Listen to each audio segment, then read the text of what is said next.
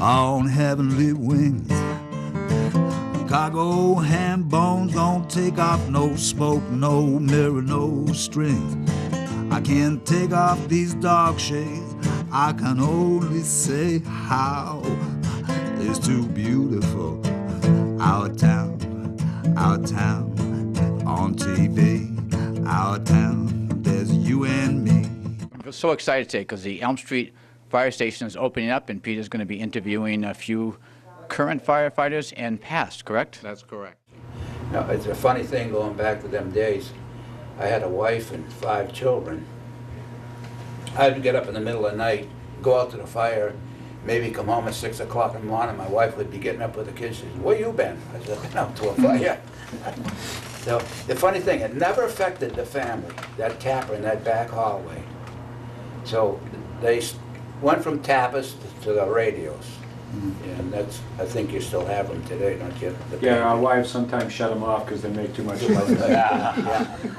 I'm just the opposite of you. My wife wakes me up and says, "Are you going?" I had my night. The truth comes out. Yeah.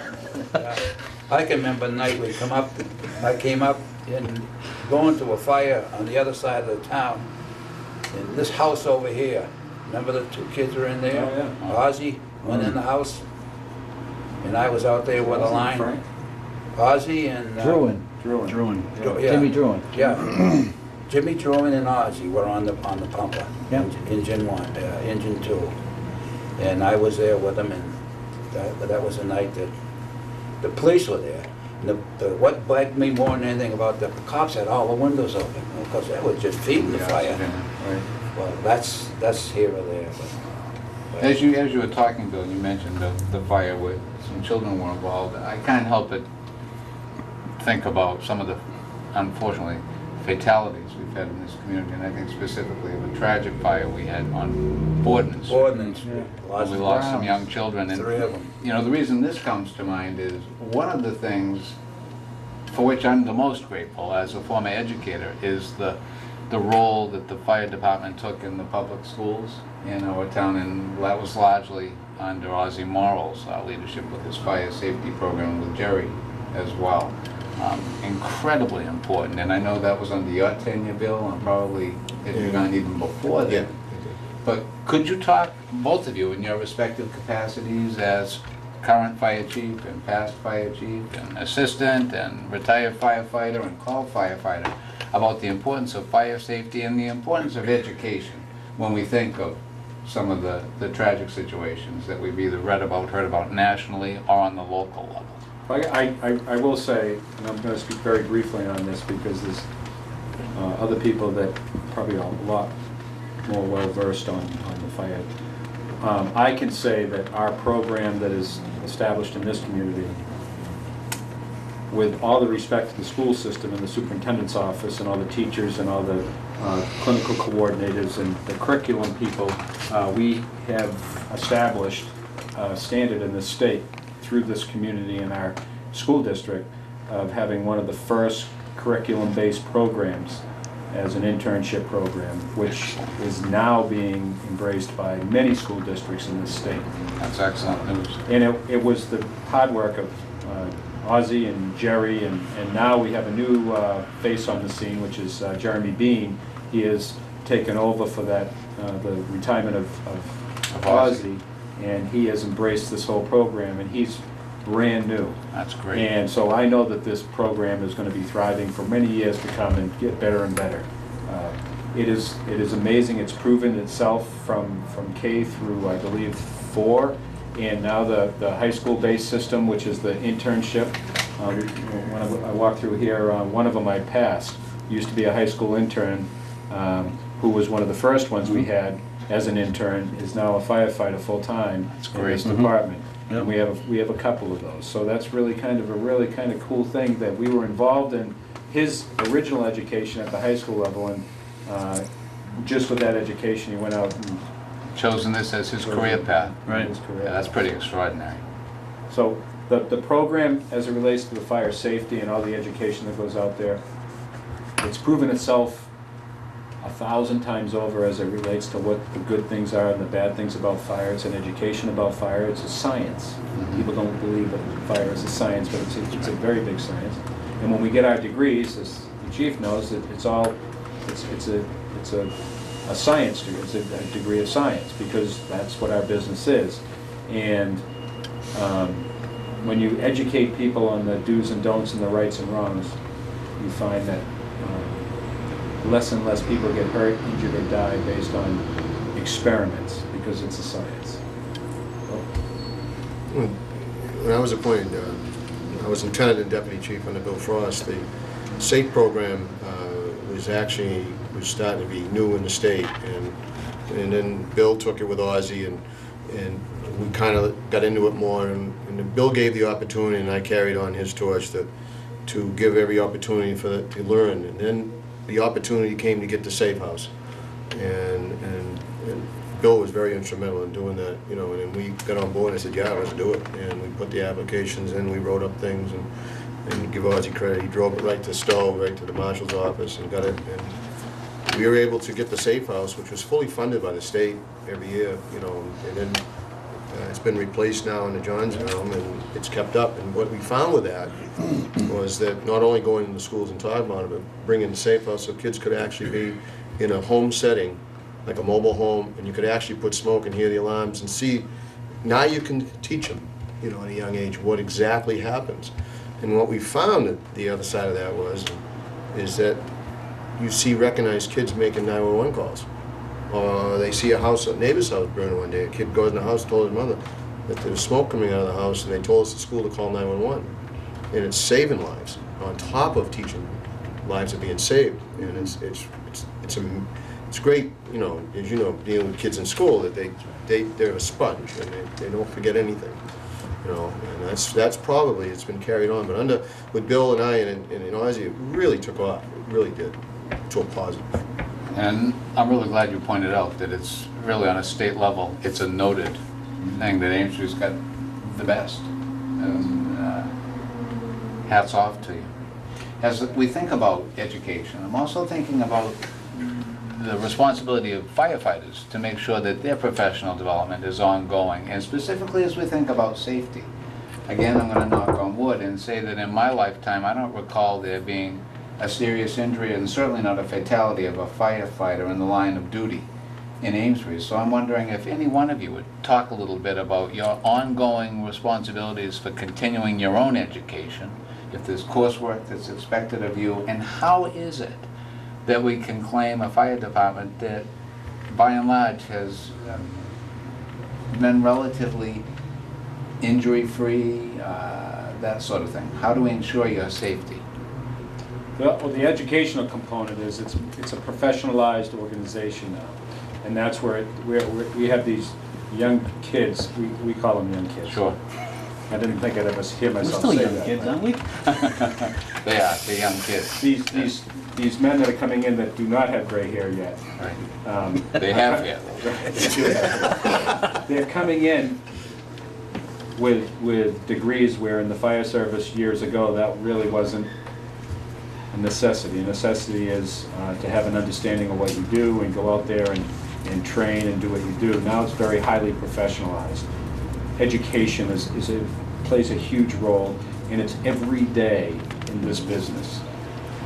People have the conception if they don't see a fire truck or an ambulance out on the street, then the firefighters are sitting around playing cards or watching TV or whatever all the old fallacies were about it. Correct. Today we're training, constantly training, and you need to do that, and it needs to be very professionalized. So our paramedics that are out on the street, they have to be sharp, and they have to be, you know, finely tuned, and we're constantly doing that with the call volume that we have and the training that we have to do, and the state and the federal requirements that all come into play when it comes to education of firefighter and paramedics and EMTs. It's really a professional-based organization now, and you see the byproduct of that with the people that are out on the street doing this job today. Not that the people that started 20, 30, 40 years ago are not professionalized. They were absolutely committed and professional people. What do you keep saying Chief Gaudette's training to us was when we first started? yeah, here's your coat, here's the door, you're a firefighter.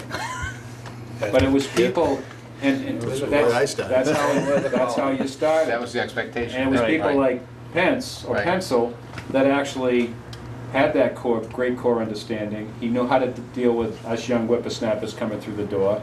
And as I said just earlier, I mean, I really owe my understanding of and my respect for this business based on that foundation that he built for me. And today, it's Fire Academy, it's 12 weeks at the academy, very strict, Monday through Friday. They do PT. It's, you know, 11, 12 weeks? it's just to get in the door today. Huge work. And these people are coming in with degrees, whether they're bachelor's or master's now in fire science technology, or being a paramedic. I mean, or having a degree in paramedicine technology. I mean, these are what we're grabbing for people today. So on top of that, now they have to learn the fire side of this, and we don't have that core of people, and we can't just rely on this type of a core of person in the fire service today, because the fire department is much more than just fires. Certainly. Hazardous materials, chemicals is a big part of what we do every single day. EMS and hazardous material. You were to look at the flow chart as it relates to the what we get involved with from most to least. EMS, hazardous material, and structural firefighting will be at the bottom, because we got really good at this fire prevention and the education part. I'm glad you mentioned the hazardous materials, because certainly, Bill, I'm going to defer to you. I would imagine that's changed over the years yeah. too. Was it much of an issue back in your We day? never knew anything about that.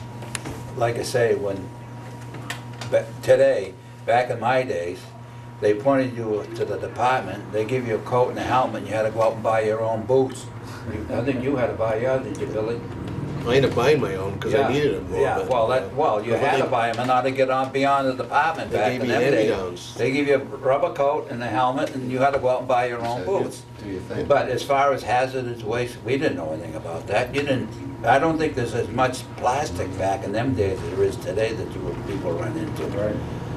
And, When I started too, and you were still here, you know, we had 3 air packs on the trucks, and they were the old style, so they weren't, every time you breathe, you didn't get a good fit, Yeah. you cause a negative, and you go home coughing, hacking, I see. even with a mask. And if we got there real soon, and Ronnie Welch was my mentor here, you go with a truck, they were gone, you go, come on, son, and next you know, you're crawling through the building without it. Without that. So in my early on call career, there was a lot of things we did that you couldn't do today. And you know, it's funny, I always joked, I said, if I catch you without it today, you'll be in trouble, you know. But, Yeah, right. Yeah. of course, They're on the it bad was- chief's list if somebody's in a fire without a mask on. but I mean, because then, you know, we've learned a lot. Sure. And back then, there was less of that problem. That's right. You didn't really think about it, you just did it. But that's So how much responded. I saw that transition in my career, I really, bet. from what Yeah. Bill ended up with and started. see, when he first put on, he was put on Engine 3 under me. Oh, I see. Yeah. I lived right there. Yeah, he That's lived right. across the You're street. across the yeah. street. And the last time I remember Billy he was on the engine when we went to Newburyport to the Greek church fire. Remember that one? Mhm. You and Paigey? Yankee homecoming. Yeah, that day. Yankee Yeah. Homecoming Day, Yeah. the Greek church. Yeah, and I wasn't even supposed to be over here that day. Huh? I wasn't even supposed to be here that day. But yeah, I you remember and- that. You and Paigey drove, had the truck, the old Mac, Unbelievable, huh? yeah. Now, in terms of who's where, in this station, I saw Jim Kukin as I was walking in, but how many of your force are based here? A max of 4 people. Okay. Right now, we have 3, just based on our shift makeup, but Permanent, or is that rotating? that's... That's permanent that's placement. Permanent placement until the headquarters station's finished with their construction project. Okay, And then the officer, which is Lieutenant Kukin, that will be here today, will be reassigned to the headquarters station. I see. And we'll have 3 staff members over here all the time, 24/7. Excellent. So, Now, how many are staffed over at the main plant? right? We'll have a 4 and 3 complement. Okay. So 4 on School Street, 3 here on Elm Street. Terrific. That certainly gives me a greater sense of security, being a resident of this community. Looking ahead, clearly one of the things you want most to happen is for those trailers, mobile homes to go away, and for you to have full access to the School Street facility. But are there any things in particular, as you anticipate the next decade, this century in which we find ourselves, that you would like to see for Amesbury and for your stations around firefighting? You or you too, Officer Forney? I believe the education and the staffing is going to have to increase because the call volume is increasing. We're experiencing that right now. I've actually reacted to that. Myself and the assistant chief sat down and we wrote a federal grant which is under review right now. It's a SAFER grant to bring 4 additional firefighters with federal monies, that's salaries and benefits, to back these 4 people back into this system. Great. And that's my vision. I really foresee more complement and really less overtime or overtime investment that we're doing to even make up our call volume, because we're using and relying on off-duty people to come in and augment our call volume on a day-to-day basis. That's really difficult this time because we have people that are working 24-hour shifts and then coming back 6 hours after leaving and covering 2 or 3 calls because our call volume is just that busy. So my ultimate goal before I retire is to get our complement up so we can maintain the basic level of service that we need to do in the community. And the community is growing too. It certainly is one. The population is going through the roof, so. Well, I can say one thing, you got the finest ambulance service. Yes, we do, and that's one thing I'm proud of. You should be. Ambulance based here and on School Street, correct? And on School Street. And what's the expectation in terms of level of response? When you have a call come in, both stations are expected to respond, or to communicate back and forth and determine? We have a predetermined response plan. It's assignment response plan, and we district the community into 3 different districts. I see. It's all based on the location of the call, what station will actually roll. The officer and the JAWS are in this station. There's JAWS in that station, or JAWS of Life, that help extricate people out of motor vehicle issues. If there was an auto accident on the highway, we have an ambulance leaving from there, and we have a unit leaving from here, which is the engine company, to do the, to afford a rescue if that was necessary. So we have a really kind of integrated and really complex response plan, and we've addressed that with the whole community. I see. I'd like to ask you, can I ask the chief a Please question? do, Bill. How do you feel with this new dispatcher going up in the... Big supporter of that.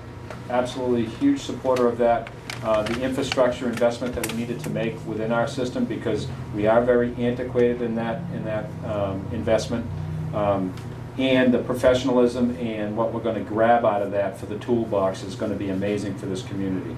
We experience that every single day as it relates to, we call for technical support on our laptops from home, and we could be talking to another country.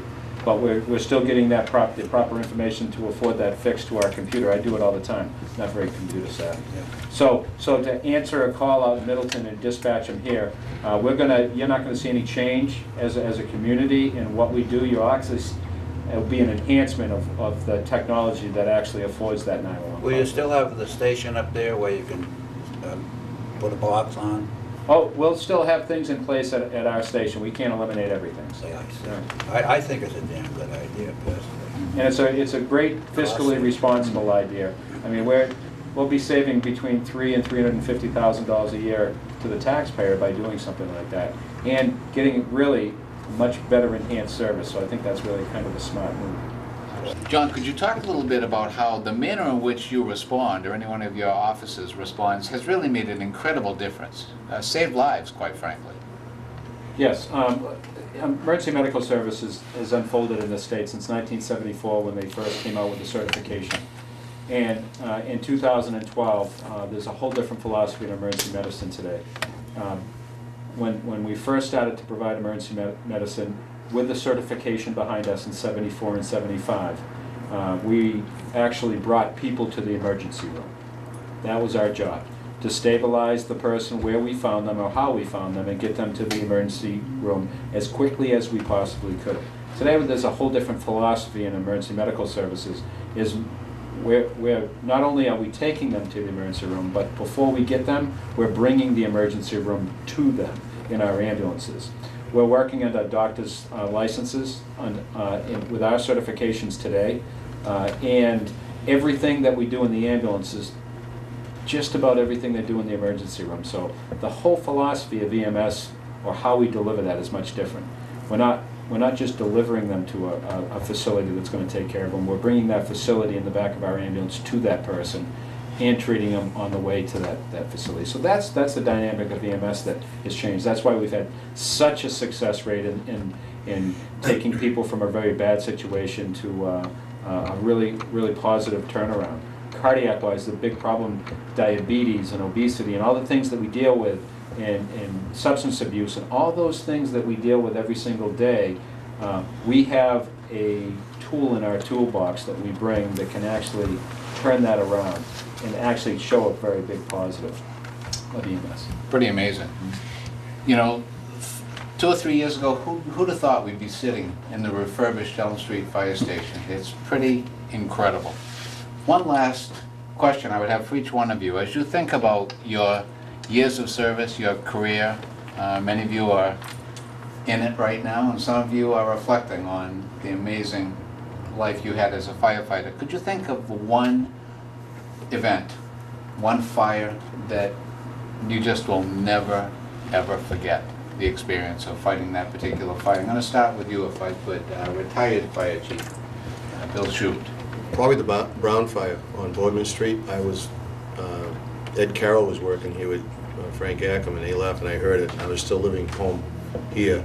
So I went down on my own, and Ronnie Welch and I went up the front stairs. Eddie Carroll got hurt, came down the stairs. We ended up pulling about 3 kids out and then finding one on the stairs going to the attic. That was a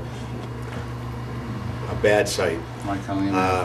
Probably that just never left me, and I think back that it happened so early in my life that if it happened later, it would have been more devastating to me. And you know, but that one's always stuck in my head as such an awful night. And I can remember everybody just going to bat in that place, and how everybody just came from nowhere, just made every attempt to get in there and get those kids out. That's right. But it was an awful night, and it was more of a blur, but I can remember and I think the other part that stuck to my head was the next day, my father-in-law, the deputy for that at the time was the inspector, and finding the pictures when I was deputy chief of his investigation where he took dolls and placed them in where the kids were found. That one's always stuck in my head. It's a night I'm sure we'll never forget. Bill, as you think about your service as a volunteer. The Amesbury High School fire. 64. 64. Freshman. Yeah, we left the Fairleigh Company with another call man, and first thing I saw down there was my daughter. I took my coat off and give it to her, and I got my gear. And Danny Bartley was a deputy chief, and he was kind of wild. We were up on that roof, and we chopped a hole in the roof, put, I think what you call it, chief, the spinner, the nozzle. Oh, yeah. Solid pipe. Solid pipe, yeah. Resin nozzle. Yep, there it is. Because our ladder truck broke down as usual. It broke down on number 8 mill, the same thing. That was quite a fire in '51. But that high school fire said a lot, because I had graduated there in 1942. Mm-hmm. And that was quite a blaze. Bill was a 6th grader in manual training with Bill Reagan. I can remember watching out the window, watching it burn. Yeah. April 7th, 1964. A day that's gone down in history in this community. That's 64. It was quite a year. I think the bridge burnt down across the Merrimack River. That was one. And the food liner burnt. That was quite a fire. American House, 2 months to the day before that. Yeah, we had. It seems like back in my days, we had an awful lot of fires. And of course, another thing too, Engine 3 covered Southampton. I see. People don't realize that. They never had a fire department up there. And that would kind of burn me up when they were trying to sue us there for the water rights. Remember the land that was covered? Yep. And we'd go up there and bust our necks off up there, you know, fighting their fires for them. And then they, well, that's one rule. That's a whole other show. Whole other show. Damn. Did that have something to do with it? Bugs me, though. Petzl, as you think about your career, one fire that just stays with you. How about an ambulance call? Could be an ambulance call, absolutely. That one One stands out. response. I really enjoyed the ambulance. Those are sometimes more memorable, although I love the fires. But it was when we first got rescue on the first box ambulance we ever had. And it was me and Mendel on it. Went down to, what's the name of the street? Forgot my streets already. I'm gonna have to come back. Street training's happening. Right off of Monroe Street, down the swamp there. Portsmouth Road? No, next one, up. Hemedon? No, never mind. Anyway, we went there and the original call came in because the system we had at the time, you could actually hear it through the whole station, the call. I see. And the guy comes on and says, yeah, my wife's having a baby and 1 foot's hanging out. Oh, Okay, well, they teach us very little about that, but they did teach us some of that stuff. Right. And off we go. And it was one of the first calls in that ambulance. We get there and both feet are sticking out. oh my And it goodness. says, okay, this your 5th? Yeah, okay. Well, we make the delivery, do everything I was taught. We were supposed to kind of have to, but we made the delivery, did Right. the whole 9 yards. Long story short, and it was Dave Mercer and was on the engine with Ozzy, I think. Maybe Ozzy wasn't there then. But the woman says, what's your name? And they all said, Pencil. No, what's your real name? And I said, David. And that, he's The baby's David? He's 34 years old now. Oh, hey, that's a great I story. get to see him. I just saw him last summer. No kidding. Yeah. Wonderful story. Oh, that was awesome. Congratulations. Thanks. Glenn, one response that really sticks with you. I have to say the Evangeline fire. Can you talk Downtown. about that a bit? Yeah, that was just, the big downtown landmark, the big Evangeline sign and stuff, that's all you see going down Main Street. And the night that thing burned, it was just the wow factor. There was just fire from top to bottom, end to end. Every nook and cranny in that building had fire. Up until then, I don't think I had seen that much fire in one building at one time. It was just Now, that was a woman's clothing store? correct. Was it on 3 or 4 stories? 3 stories? 3 stories, 3 yeah. stories in an apartment up the top. Yep. Yeah, I mean, it was just, it was something you see in the movies. Yeah. It just, Never the forget wow it. factor. Yeah, definitely. Yeah. Chief Brickett. I don't want to go against the grain, but I think every fire that we've had in this community is the wow factor for me. From the smallest to the biggest. And Right. I think everybody sitting at this table has been to the biggest and the smallest. Mhm. Because I look at the longevity that's sitting here. And it just awes me to see Captain Ryan and Chief Shute and Lieutenant Pickard sitting here. I mean, they saw stuff that we can't even imagine, I'll be honest with you. That's I know Mhm. Captain Ryan has. But I think everything, and whether it's EMS or fire, I think it's the wow factor to us. We always grab something off of that. It's a learning experience every single day, and we just get better at what we're doing. There's not just one fire that actually just hits me, to be honest with you. I think everyone I've been involved with grabs some part of you and just, you learn from it. It's a great resource. Well, the Whittier Press was a good one for B&U. Yes. Oh, yeah. That was one of the That fires, was- I took him by the hand. Learning experience. That was a learning experience. And jump up the I have to tell you, Yeah, we bailed out the window at that fire.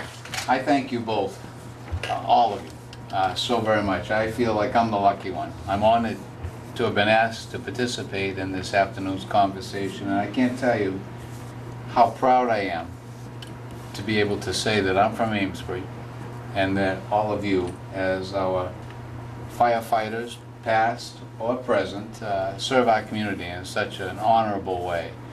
Thank you very, very much. I've learned a lot today, and I've greatly enjoyed this conversation, and I would encourage you to keep up the good work.